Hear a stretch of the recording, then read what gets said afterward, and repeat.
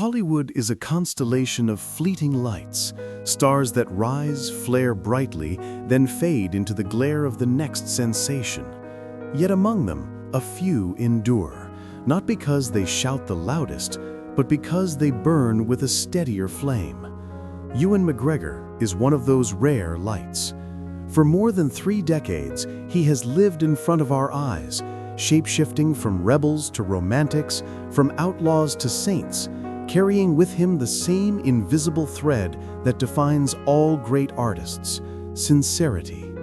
He is the kind of actor who disappears into his characters, yet somehow leaves a trace of himself in each of them. The reckless Renton in Trainspotting, desperate, self-aware, alive.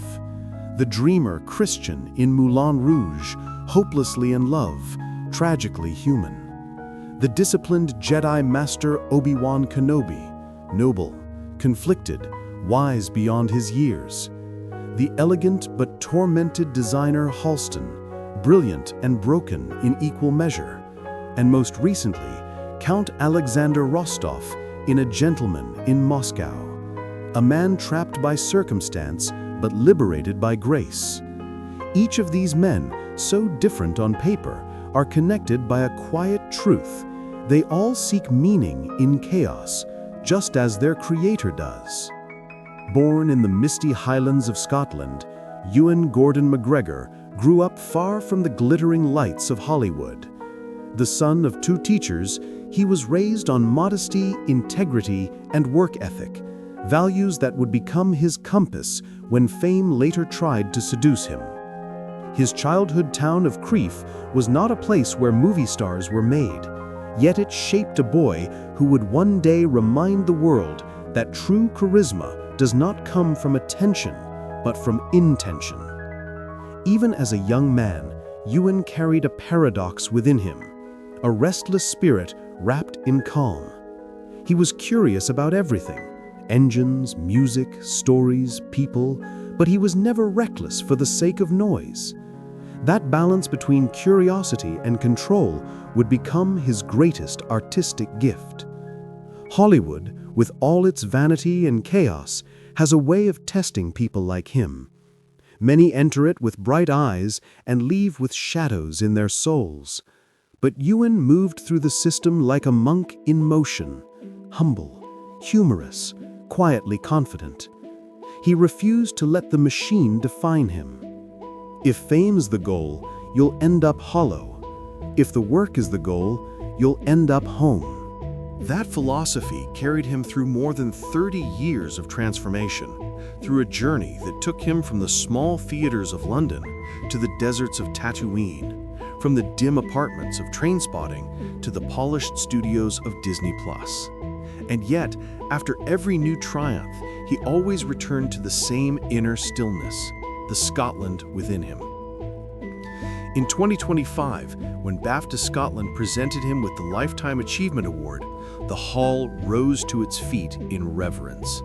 Not just for his performances, but for his character.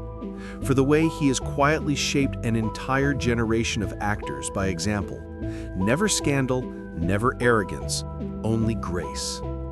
It was a moment of rare honesty in an industry built on illusion. On stage, holding the golden mask in his hands, Ewan did not talk about success or legacy. Instead, he thanked his parents for teaching him kindness, his daughters for teaching him patience, and his craft for teaching him humility. Acting, he said, has never been about becoming someone else. It's about revealing a truth you didn't know was yours. That sentence could summarize his entire life. Because Ewan McGregor is not just a performer, he is a seeker. He seeks silence in a world of noise, depth in an age of spectacle, meaning in a culture that often mistakes fame for fulfillment. His story is not one of meteoric rise or public scandal, but of endurance. A man who stayed whole while the world kept trying to divide him. When you look closely at his work, from Beginners to Dr. Sleep, from Long Way Round to A Gentleman in Moscow, a pattern emerges. It is not fame that defines his arc, but faith. faith in storytelling, in humanity, and in the power of kindness. In a cinematic universe obsessed with explosions, Ewan McGregor's light is different. It does not blind, it warms. It does not demand attention, it earns it. His career is not a scream, but a long, resonant note, one that lingers even after the credits roll. And so, as he stands in his 50s, still curious, still evolving, still quietly radiant, one truth remains constant. Ewan McGregor has never tried to be a star. He has only ever tried to be real. And that, in the end, is what makes his light impossible to extinguish. Ewan Gordon McGregor was born on March 31, 1971, in the quiet Scottish city of Perth and raised in the small, picturesque town of Crieff. Nestled among green hills and ancient stone cottages, Crieff was a world away from Hollywood, a place where the rhythm of life was slow and where community meant everything. His parents, both teachers, nurtured in him a sense of discipline and compassion. His father, James Charles Stewart McGregor, taught physical education. His mother, Carol Diane, taught home economics. Together, they built a home filled with warmth, humor, and the gentle belief that hard work mattered more than applause. Ewan grew up surrounded by stories. Scotland has always been a land of storytellers, of mist, myth, and melancholy, and for a sensitive boy with a vivid imagination, those tales were a spark that lit something eternal. While other children chased footballs on muddy fields, Ewan would spend hours watching films on a small television set, mimicking actors, studying how emotions could shift with the slightest movement of the face. His favorite pastime was pretending to be someone else, not to escape reality, but to understand it better. His uncle, actor Dennis Lawson, was the living proof that a career in film was not an impossible dream.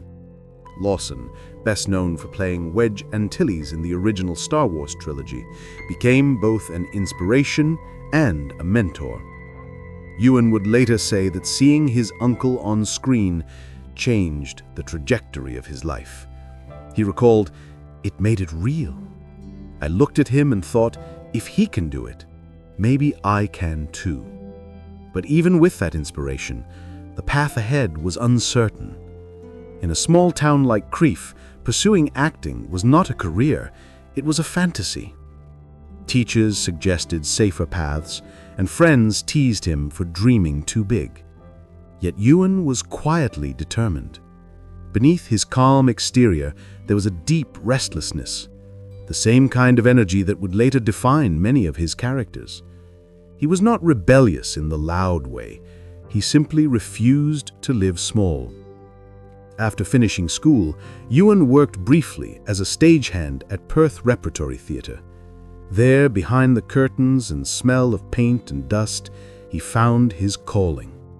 Watching actors rehearse, listening to their laughter and arguments, seeing how stories came alive from words on a page, it was like witnessing magic. He didn't just want to be part of it, he needed to be. At 16, with his parents' cautious blessing, Ewan left school to chase that dream. It was an act of faith, both in himself and in the unknown. He first joined the Kirkcaldy College of Technology to study drama, and later auditioned for the prestigious Guildhall School of Music and Drama in London, one of the most respected training grounds for actors in the United Kingdom. His audition was simple: a few monologues, a nervous smile, and a spark of sincerity that the judges could not ignore. He was accepted. Moving to London was a turning point. The city was vast, unforgiving, and thrilling. For a boy from Crieff, it felt like stepping into another universe. At Guildhall, Ewan was surrounded by students who were ambitious, competitive, and talented, among them future stars like Daniel Craig and Damian Lewis. But Ewan stood apart, not because he was louder or more confident, but because he listened. His teachers often noted that he approached every scene with a quiet intensity. He wasn't trying to impress anyone. He was trying to understand the truth beneath the words. Acting to him was not about technique. It was about empathy. He wanted to feel what the character felt. That instinct made him magnetic to watch, even in his earliest performances. During his training, Ewan also worked small jobs to pay rent, waiting tables, delivering goods, and occasionally performing in fringe theater productions. Each experience added another layer of humanity to his craft. He saw life in its rawest form, the exhaustion of workers, the loneliness of strangers, the quiet dignity of those who struggled unseen. Those impressions would later surface in his most emotional performances. By the time he graduated from Guildhall in 1993, Ewan was no longer just a dreamer from Crieff. He was an actor with purpose, grounded, prepared, and quietly hungry. Within weeks of finishing school, he landed his first major role in the Channel 4 series Lipstick on Your Collar, directed by Dennis Potter. The production was small, but it gave him something invaluable: momentum.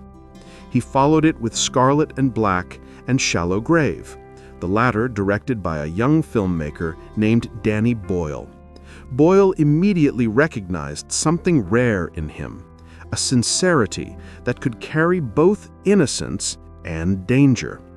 In Shallow Grave, Ewan played Alex, a charming journalist whose moral compass unravels when temptation strikes. It was his first taste of the duality that would define his later work, the battle between light and shadow within a single soul. But fame was still far away. What Ewan carried with him then was something far more important: faith in the long road ahead. He had no illusions about overnight success. He was building something that would last, a career rooted not in glamour, but in truth. His time at Guildhall had shaped not only his craft, but also his character. When a teacher once told him, "You're not the best technician here, but you're the one who feels the most," he took it as the highest compliment.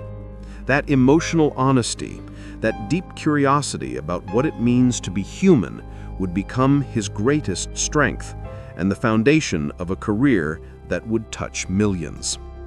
By the mid-1990s, the restless young man from Scotland was ready to step into the light. What he didn't yet know was that his next role would not just change his career, it would change an entire generation's idea of what cinema could be. By the mid-1990s, British cinema was on the brink of a new wave. The punk energy of the 1970s had faded, and the polished optimism of the 1980s felt hollow. Audiences wanted something real, something raw enough to mirror the uncertainty of the times. Out of that hunger came Trainspotting, a film that would not only redefine Ewan McGregor's career, but also reshape British film forever.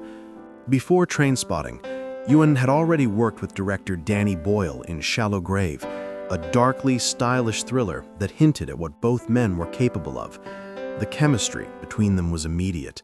Boyle's kinetic direction met Ewan's fearless honesty like flint against steel. So when Boyle began adapting Irvine Welsh's controversial novel about heroin addiction in Edinburgh, there was only one actor he could imagine as the film's volatile, self-aware narrator: Mark Renton. On paper, Renton was the kind of character that could destroy a young actor's career. A heroin addict, cynical and amoral, yet somehow sympathetic. But Ewan didn't see a junkie. He saw a human being struggling to stay awake in a world that kept numbing him. He prepared for the role with obsessive detail. He read medical journals about withdrawal, spent weeks in rehab centers listening to recovering addicts, and even lost more than 25 pounds to embody the physical fragility of addiction. What emerged on screen was not a caricature, but a confession.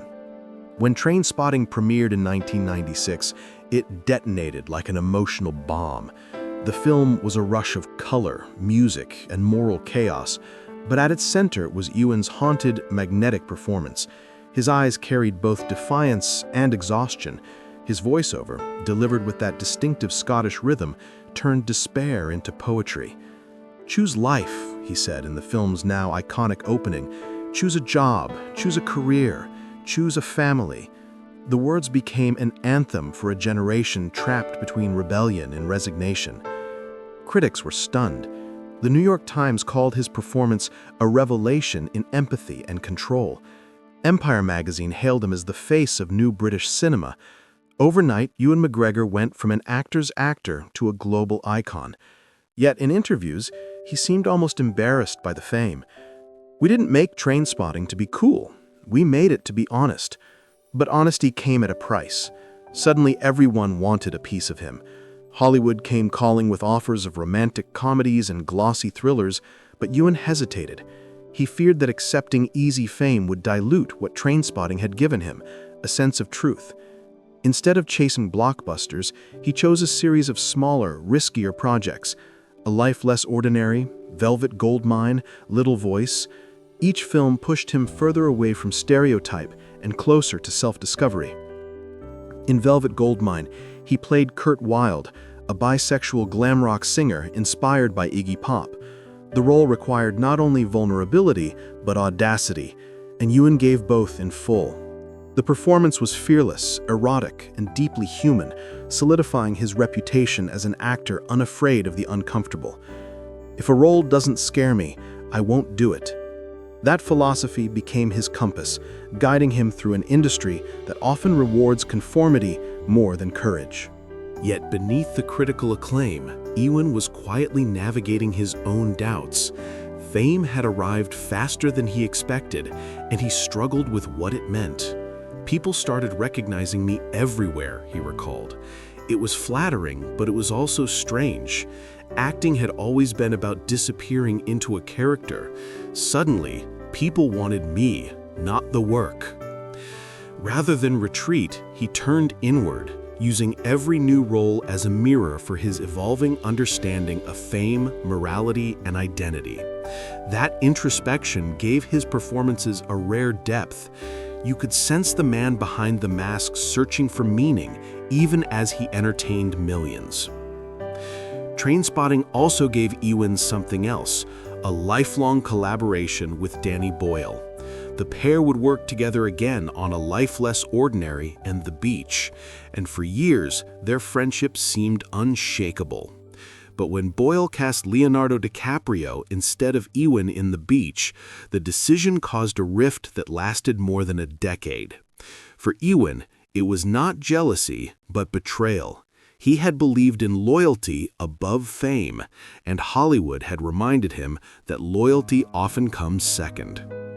Still, the experience hardened him in a good way. It taught him that artistic integrity sometimes means standing alone. In later interviews, he admitted that the break with Boyle hurt deeply, but also forced him to find his own voice beyond the comfort of collaboration. Years later, when the two reunited for T2 Trainspotting in 2017, it wasn't just a film, it was closure. Both men had grown older, wiser, and perhaps a little softer. "It was like coming home," Ewan said quietly. In retrospect, Trainspotting was more than just a film about heroin. It was a film about choice, about whether to surrender or to rebuild. And in many ways, it foreshadowed Ewan's own journey, a man constantly standing at crossroads, refusing to be trapped by expectation. When the 1990s ended, Ewan McGregor was no longer the restless kid from Crieff. He was a voice of a generation, an artist who had turned discomfort into art, rebellion into reflection. What came next would test not just his craft, but his character. Hollywood was calling again, this time with something even more impossible to refuse: a role in a galaxy far, far away. By the late 1990s, Ewan McGregor was already a respected actor across the United Kingdom, talented, unpredictable, and admired for his refusal to conform. Yet nothing could have prepared him for what was about to happen. In 1999, George Lucas began searching for a face that could bridge two generations of Star Wars fans. Someone young enough to embody hope, but mature enough to carry the weight of a legend. Lucas needed an actor who could inherit the role of Obi-Wan Kenobi, originally played by Sir Alec Guinness, one of the most revered actors in British history. It was an impossible task. How does one follow a knight of cinema, a man whose quiet gravitas had defined the Jedi Order itself? When Ewan McGregor auditioned, he didn't try to imitate Guinness. He simply listened to the silence, to the rhythm of the words, to the moral stillness behind them. Lucas saw in him what few others did, a spiritual steadiness beneath the mischief. When the casting was announced, the reaction was mixed. Some fans doubted that the brash Scotsman from Trainspotting could carry the mantle of one of the most sacred figures in movie history. But when The Phantom Menace premiered in 1999, those doubts disappeared in the glow of a lightsaber. Ewan's Obi-Wan was not just a Jedi, he was a man torn between duty and compassion. He played him with quiet restraint, a mixture of humility and inner fire. In The Phantom Menace, he was a student. In Attack of the Clones, he became a mentor. And by Revenge of the Sith, he was the heartbroken guardian watching his brother turn into an enemy. "You were my brother, Anakin," he cries in the film's climactic duel, a line delivered not with rage, but with unbearable grief. That scene remains one of the most haunting moments in the entire Star Wars saga. Over the next 6 years, Ewan McGregor became one of the most recognizable faces in the world. His image was on lunchboxes, posters, and video games. Children waved plastic lightsabers shouting his name. To the public, he was a hero. To himself, he was still a student. The more fame surrounded him, the more he sought the simplicity he had grown up with in Scotland. He said in an interview, "I remember walking through airports and seeing my face on magazine covers. It never felt real. Fame is strange. It follows you, but it doesn't know you." He bought a motorcycle and began exploring long, open roads, not to escape, but to breathe. That love of the road would later evolve into his documentary series, Long Way Round and Long Way Down, where he and his best friend, Charlie Borman, traveled thousands of miles across continents. For Ewan, it wasn't just adventure, it was therapy.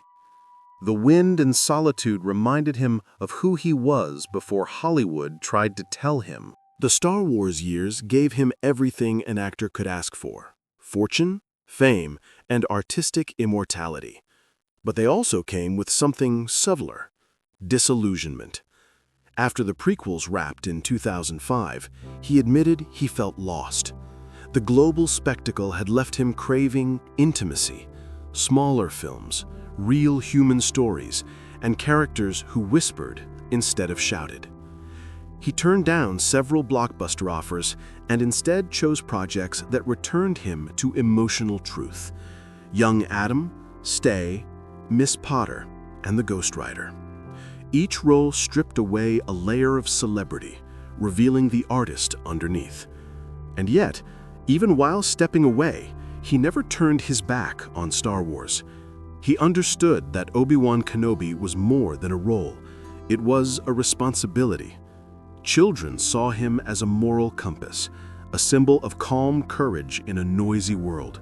He carried that legacy with humility. Quote, "When kids call me Obi-Wan, I don't correct them," he said with a smile. "It means I did my job right." End quote. In 2022, nearly 2 decades after Revenge of the Sith, Disney invited him to reprise the character in the series Obi-Wan Kenobi. The world had changed, and so had he. The show explored a more wounded version of the Jedi, a man haunted by loss, living in exile, hiding from his past. It was no longer about the Force or the lightsaber. It was about guilt, forgiveness, and faith. Audiences felt the difference immediately. This was not the energetic Jedi of the prequels. This was a broken man trying to believe again. Ewan infused every moment with lived experience. His voice was quieter, his eyes heavier, his movements slower, but the light inside him burned just as strong. Critics praised his performance as a meditation on time and regret. Younger fans discovered him anew, while older ones found themselves moved by his vulnerability. In interviews, Ewan said the series allowed him to make peace with both the character and himself. Quote, "It felt like closing a circle." End quote. Obi-Wan has always been about faith, in others, in the universe, in oneself. Playing him again reminded me to find that faith in my own life. Through Star Wars, Ewan McGregor reached millions, but more importantly, he showed them that even legends can be human, that strength does not come from invincibility, but from acceptance. When asked what he learned from Obi-Wan after all these years, he paused and answered simply, that it's okay to love quietly, that it's okay to walk away when the fight is done, and that the light, the real light, doesn't need to be loud to be seen. Behind every composed smile on a red carpet lies a story few ever see. For Ewan McGregor, success did not shield him from the storms of private life. It merely made them more visible. The man who had played so many versions of truth on screen would now be forced to live his own truth in public. Ewan married French production designer Yves McGregor in 1995, at the beginning of his Hollywood ascent. They met while working on the British television series Kavanagh QC and quickly bonded over a shared sense of artistry and discipline. Together, they built a life that seemed untouched by celebrity chaos. Their home was warm, their conversations were quiet, their focus was family. They raised 4 daughters, Clara, Esther, Jemayan, and Anouk, and for years, the McGregors were held up as one of the industry's most grounded couples. Ewan often spoke about fatherhood as the most defining role of his life. "You think acting teaches you empathy," he said once. "Then you have children, and you realize empathy is just the beginning." Between film shoots, he'd take his daughters on motorcycle trips or fly them to set locations across the world, determined to stay close despite the distance fame demanded. But life, as it often does, shifted in quieter ways. The more Ewan worked, the more he felt pulled in conflicting directions, between the private man and the public figure, between the need to provide and the longing to be present. By 2017, after more than 2 decades of marriage, he and Eve quietly separated. It was not scandalous, but it was painful. The tabloids, of course, tried to turn it into one. That same year, while filming the series Fargo, Ewan met actress Mary Elizabeth Winstead. Their chemistry on set was undeniable, and what began as friendship evolved into love. The relationship became a tabloid storm, headlines dissecting every photograph, every rumor, every silence. For a man who had lived his life with restraint, being cast into the glare of gossip was brutal. Ewan did not respond publicly. He did what he had always done: let time and actions speak louder than explanations. "People will write their stories, but only we know the truth," he told a journalist. In 2021, Ewan and Mary welcomed their son, Laurie. The birth marked not just a new chapter, but a quiet renewal. Those who knew him said he seemed softer, calmer, more centered. He had been through loss, guilt, and misunderstanding, and yet had emerged without bitterness. "Love," he said during a BAFTA interview, "isn't about getting it right the first time.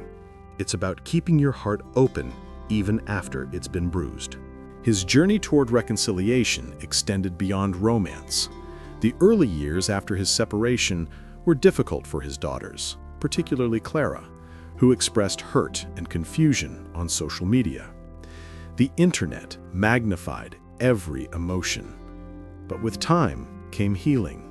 By 2025, Ewan and his eldest daughters were often seen together again, at film festivals, award shows, and family dinners.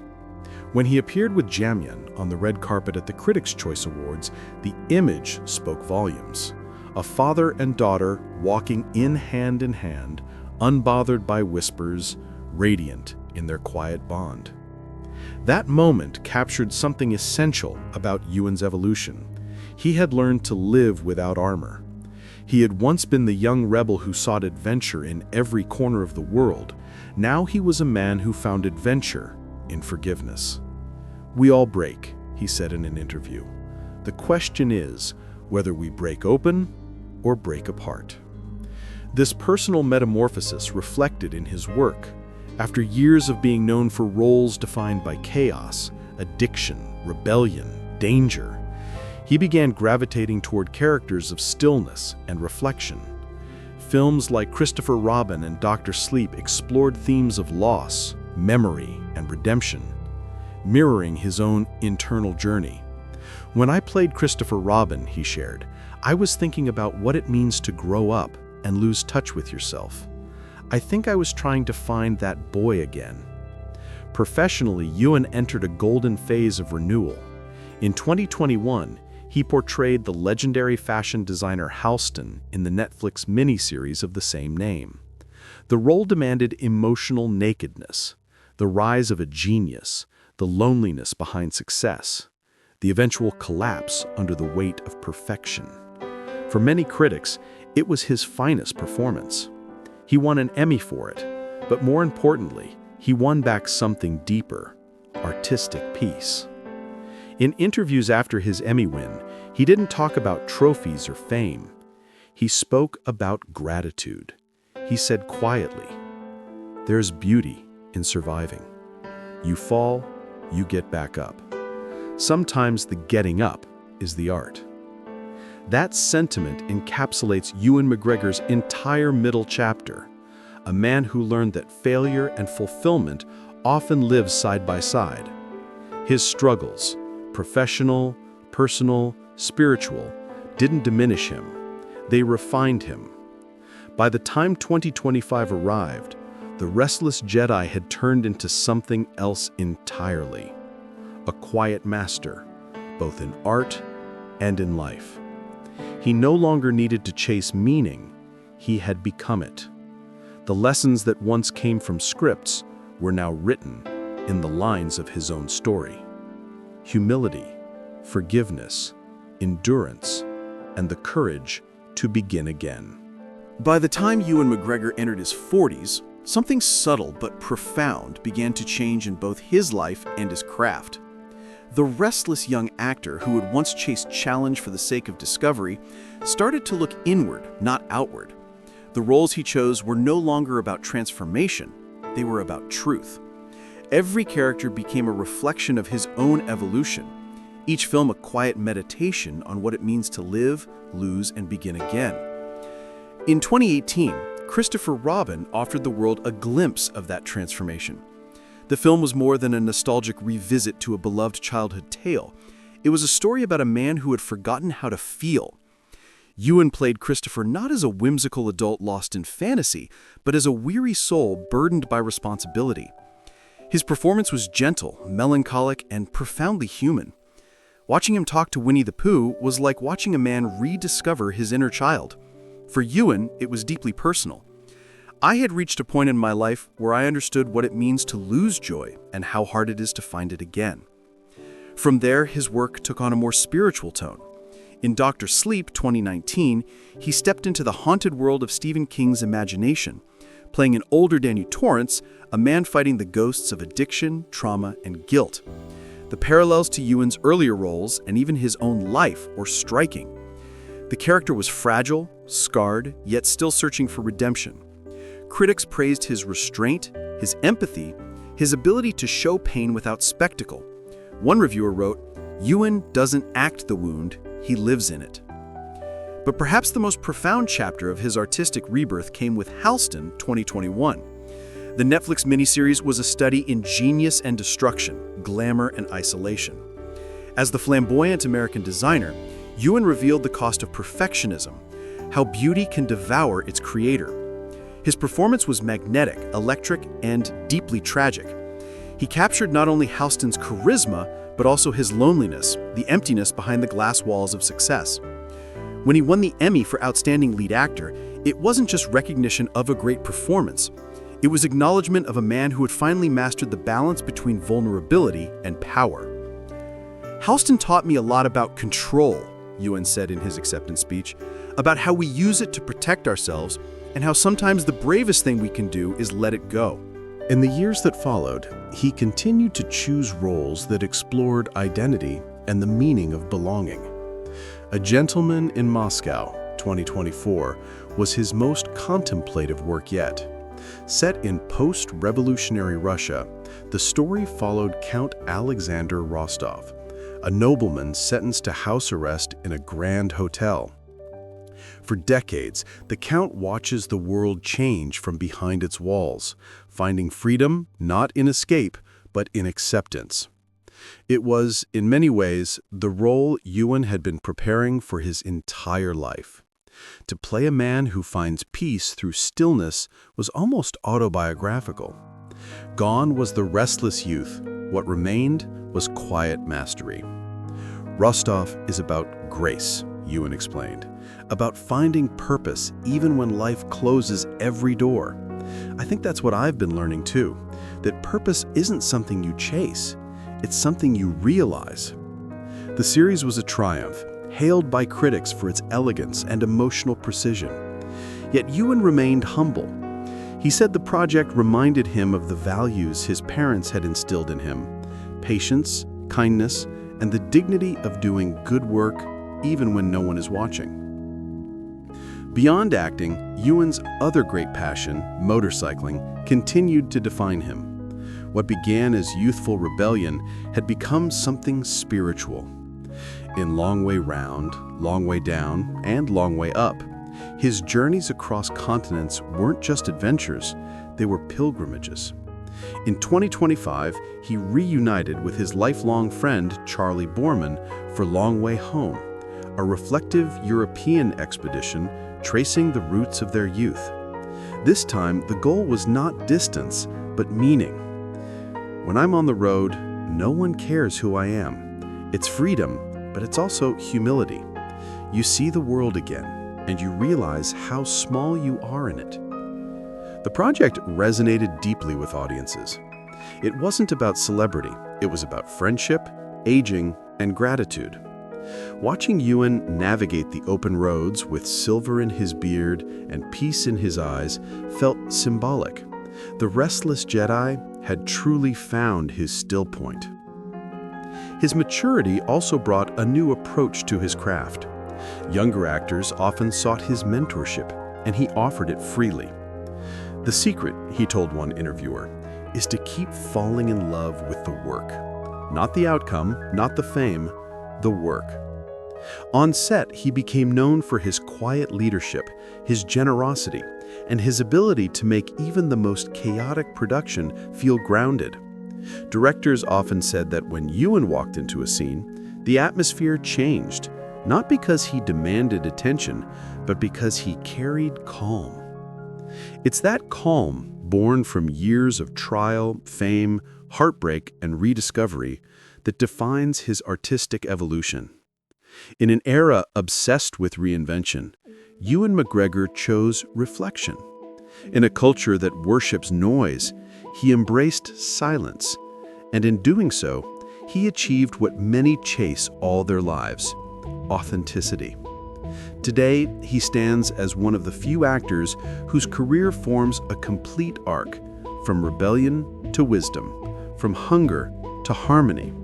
His characters have traveled through every shade of human experience: addiction, passion, despair, enlightenment. Yet the man himself remains remarkably consistent. Still Scottish, still humble, still searching not for stardom, but for meaning. "When I was young," he once said, "acting I thought was about pretending. Now I think it's about remembering. Remembering who we are, who we've been, and who we still hope to become." After more than 3 decades in film, Ewan McGregor stands not only as one of Britain's most accomplished actors, but as one of its most quietly revered souls. His name may not dominate gossip columns or viral headlines, yet within the film industry, it carries an almost sacred weight, the weight of consistency, dignity, and truth. Colleagues speak of him in simple terms: kind, generous, dependable. In an environment fueled by ego and competition, Ewan's humility is disarming. Directors describe him as the kind of actor who listens more than he speaks, who brings calm to chaos and meaning to every pause. To younger performers, he has become something rare in modern Hollywood, a mentor who leads not by speech, but by example. On set, he is known for his quiet rituals. He arrives early, learns everyone's names, thanks the crew at the end of each day.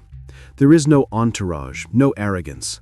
Once, a lighting technician on A Gentleman in Moscow recalled that Ewan spent an entire afternoon helping carry equipment after a long shoot. When asked why, he shrugged. "We're all telling the same story," he said, "just in different ways." That attitude has made him beloved in an industry that often confuses fame with value. For Ewan, the work has always been its own reward.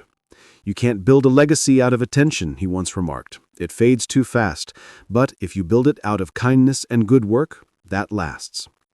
In 2025, BAFTA Scotland presented him with the Outstanding Contribution to Film and Television Award, a moment of poetic closure for the boy who once dreamed of cinema in the misty hills of Crieff. As he walked onto the stage, the audience rose in unison, not out of obligation, but out of affection. He smiled, modest and a little shy, the way he always has. In his acceptance speech, Ewan didn't list achievements or thank producers. Instead, he spoke about gratitude for his teachers at Guildhall, for his parents who told him to stay kind, for the crews who worked unseen behind the camera. "I've spent my whole life pretending to be other people," he said, "and somewhere in there, I found myself." The room fell silent, not because of grandeur, but because of truth. That truth of being present, grounded, and real has defined every stage of his journey. Even in an age of social media and celebrity excess, Ewan remains remarkably private. He divides his time between Los Angeles and Scotland, where he owns a quiet farmhouse surrounded by hills and open skies. Friends say he spends mornings riding his motorcycle through empty country roads, returning home to cook, read, and write. Fame for him has become background noise. Peace is the melody. He continues to act, but the roles he chooses now are more selective, more meaningful. He no longer measures success by numbers or awards, but by resonance. "If a film makes someone feel less alone," he said, "then it's worth everything." And the industry has listened. Younger directors seek him out, not just for his talent, but for his steadiness. He brings credibility to any project, the assurance that, beneath the surface glamour, there will be substance. Over the years, Ewan has quietly accumulated one of the most diverse filmographies of his generation. Indie classics like Trainspotting and Beginners, sweeping epics like Star Wars and Moulin Rouge, intimate dramas like Stay and The Ghost Rider, and biographical studies like Halston. Few actors have traveled such a range, from the dirk of Scottish realism to the neon glow of Hollywood spectacle, and remained unchanged in spirit. His legacy is not about superstardom, it is about endurance, the kind that doesn't glitter, but glows. In a business built on reinvention, he has become the rare constant. When asked once how he managed to stay grounded through it all, he smiled and answered, "I go home." That sense of home, in place, in people, in self, is the secret to his longevity. The boy who left Crieff at 16 to chase a dream never truly left. He just carried Scotland with him, in his humor, in his humility, in his quiet stubbornness. In 2025, as he accepted another Lifetime Achievement honor in Edinburgh, he said something that felt less like a farewell and more like a benediction. "You spend your life chasing light, on set, in stories, in people. But one day you realize the light was never out there. It was what you carried with you all along. That line sums up not only his philosophy, but his gift. Ewan McGregor has always been light, not the blinding flash of a supernova, but the steady flame of a lantern, one that never wavers, even in the wind. As Hollywood continues to evolve, louder, faster, more fleeting, Ewan's presence remains a kind of moral anchor, a reminder that greatness is not about spectacle, but sincerity. And perhaps that's his real legacy, proving that in an age obsessed with noise, silence can still be powerful. Hollywood thrives on extremes, stories of meteoric rise and spectacular collapse, of stars who burn out before they understand their own light. But Ewan McGregor's story stands apart. His life has never been about shock or scandal, but about something rarer: endurance. The kind that doesn't demand attention, but earns it quietly, day after day, year after year. He began as a restless dreamer in a small Scottish town, armed with nothing but sincerity and imagination. 3 decades later, he stands as one of the few actors who have managed to stay both relevant and real, a man who built a career without losing his soul. From the reckless youth of Trainspotting to the moral grace of A Gentleman in Moscow, his journey forms a complete circle. Rebellion transformed into reflection, hunger softened into harmony. And yet, for all his achievements, Ewan has never seemed impressed by his own success. That's the paradox of his presence. He shines without trying to. His performances never scream for attention. They draw you in with stillness. In an era where every actor seems to reach for spectacle, he has built a legacy on understatement. When you watch him on screen, there's always something unspoken, a current of empathy running beneath the dialogue. You feel that he isn't just performing emotion, but remembering it.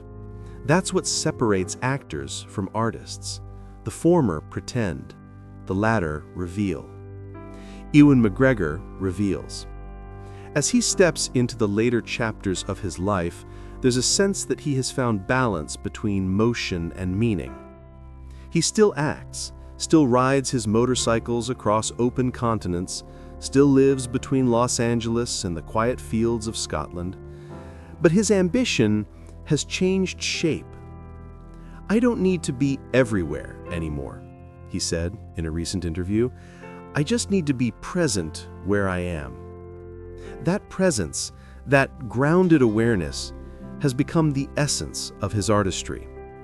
He has turned aging into an act of grace. While many chase youth, Ewan embraces time as his collaborator.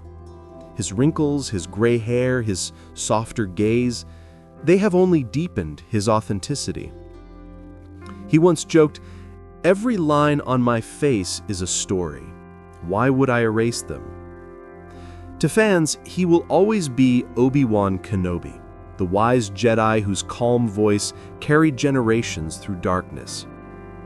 But beyond the robe and the lightsaber, there is something more enduring: the man himself. Not the myth, not the legend, but the human being who never stopped learning how to live kindly. In interviews, he often returns to one word: gratitude. Gratitude for his craft, for his family, for the privilege of telling stories that move people. He says it softly, the way one might say a prayer. And perhaps that's what Ewan McGregor has been all along, a quiet prayer in motion. A reminder that humility and excellence are not opposites, but companions. When asked recently what he hopes audiences remember about him, he paused for a long moment, then smiled and said, "That I tried to tell the truth. That's all acting ever was for me, trying to tell the truth beautifully." That truth, after all these years, is still what defines him.